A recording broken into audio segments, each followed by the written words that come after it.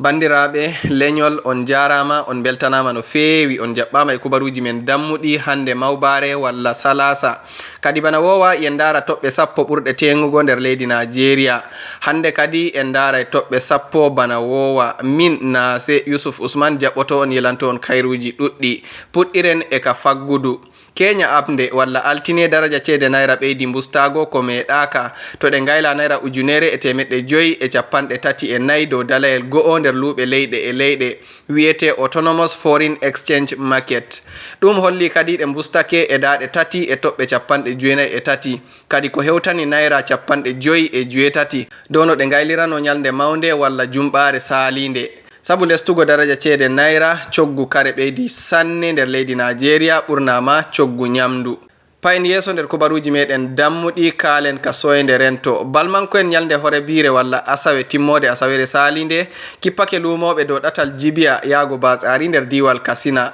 Yiyanɓe gite mu'en no masibol ngol fe'ori andini jayndiyankoɓe dow lumoɓe ɓen taɓɓama walla ɓe atama sarde ɓe kota lumo jibiya ba jamdi 6 kikiɗe.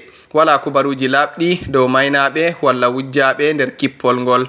Payen yeso nder kubaruji meɗen dammuɗi fa joni bo yen kala ka soyde rento. Saggarlen ɓe anditaka kippake mbari polisajo goto ɓe gurtini suraɓe walla hombaɓe nder sare kasu kamɓe 7 to sare kasu o Kigwe nder diwal Imo fombinare Nigeria.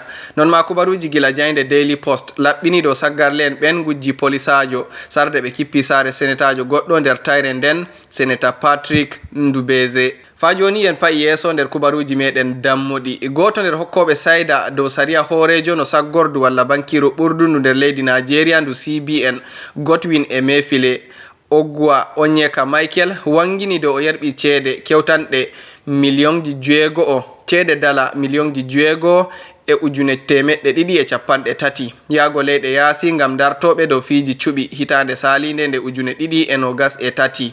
O wi nyalde 8 lewru aranderu ndu January hitande 2023 o waddanama ɗerewol yerɓugo cede ɗen.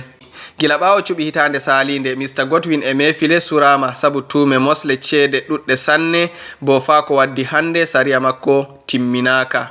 Fa joni en pa'i yeso nder kubaruji meɗen dammuɗi. Ndaren ka caɗele nder leydi. Gomna en nder leydi Nigeria suɓaɓe ley ililal jam'iya PDP ƴewniti horejo leydi Bola Ahmed Tinubu yawɗina hosugo jaɓruɗe waddugo ragare caɗele soyde nyamdu nder leydi ndin ɓawo kawral maɓɓe nder gallure Abuja hanki altine. Gomna jam'iya kan mbi Nigeria nasti lawol leydi Venezuela nder nastugo torra e caɗele ngendam to ɓe pooɗi hakkilo horejo leydi on yawana ɗaɓɓutugo dabareje hoytingo ɓillare nden. Yen pa'i yeso nder kubaruji men dammuɗi.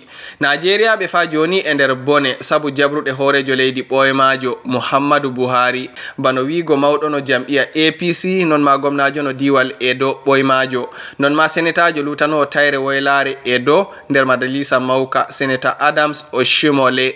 O wi hana Nigeria ɓe pela horejo leydi Bola Ahmed Tinubu dow jabruɗe laamiɗo no Nigeria ɓoymajo. Faruk Abubakar registirajo hukuma elto lokotoroɓe walla nyawdoɓe yebre rewɓe nder leydi Nigeria andiraɓe Nursing and Midwifery Council of Nigeria wi limgal Nigeria ɓe ɓurɓe 42 gurtake acci kuuɗe maɓɓe nder leydi Nigeria ɓe dilli leyɗe yaasi ngam tefugo kuuɗe boɗɗe. Kadi yimɓe ɓe ɗum yimɓe lokotoroɓe walla bo nyawdoɓe ko larani nyawdigu rewɓe kamɓe 42 gurti koti leyɗe yaasi ngam ɓe ɗaɓɓita kuuɗe boɗɗe. O wi ko hunde gannude sanne nder leydi Nigeria laranki no fiji nyawdigu dogginirte nder leydi ndin. Dental lokotoroɓe walla nyawdoɓe andiragal National Association of Nigerian Nurses and Midwives abnde walla altine salinde hosi jabruɗe goɗɗe ɗe belanayi lokotoroɓe ɓen ko foɗi wankore. Yen pa'i yeso nder kubaruji meɗen dammuɗi. Gomnati mobgal leydi Nigeria andini dow ɓe joɓi golloɓe fu jobdi maɓɓe ndi lewru aranderu lewru January hitande nde'e. Kadi soyde heɓgo jobdi lewru January foɗi haalaji sanne hakkunde huwoɓe walla golloɓe sabu ɗum wona ko hunde wowande. Woɓɓe mawɓe nder gomnati mobgal leydi andinika amma ɓe jaɓai inɗe maɓɓe bangine sabu ɓe nduganaka wurtingo haala kan. Yen pa'i yeso nder kubaruji men dammuɗi ndaren ka coftal ɓalli. Captainjo kadi jagorɗo agal fijoɓe bol koyɗe leydi Nigeria Super Eagles Ahmed Musa ƴewniti Nigeria ɓe acca felugo Alex Iwobi pijonowo yesojo Nigeria fijirde timmode desawal walla kofiyel AFCON hitande 2023 hakkunde Nigeria e leydi Cote d'Ivoire alat walla dewo salinde. Woɓɓe Nigeria ɓe pelini Iwobi dow kanko foɗi soyde jalorgal agal Super Eagles. Woɓɓe Nigeria ɓe pelini Iwobi dow kanko foɗi soyde jalorgal agal Super Eagles. Alex Iwobi ni fijani Nigeria fijirde timmode nden fa hewti silmaji 79 hidde Alhassan Yusuf waylimo nder fijirde nden.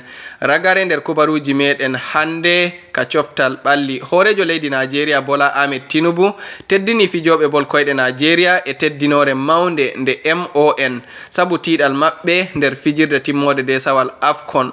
Horejo leydi on jaɓɓake fijoɓe ɓen to lamorde Nigeria bo o mani tiɗal maɓɓe fu nde ɓe keɓawi bawɗe ƴettugo desawal hikka. O wi ko ɓe ngaɗi wona hunde hoynde. On gettama sanne e wondugo e am nder kubaruji meɗen kikiɗe hande mawbare walla salasa. Jango to Allah hewtini en min gaddana on kubaruji goɗɗi labɗi cahiɗi. On gettama sanne. Kadi to ha ko mi waddanta on e fottana on ko haɗata on tokkayam ngam heɓgo kubaruji goɗɗi e ma kadi ko mi waddanta on dow jaynde nde e ma jaynde am nde YouTube. On gettama sanne.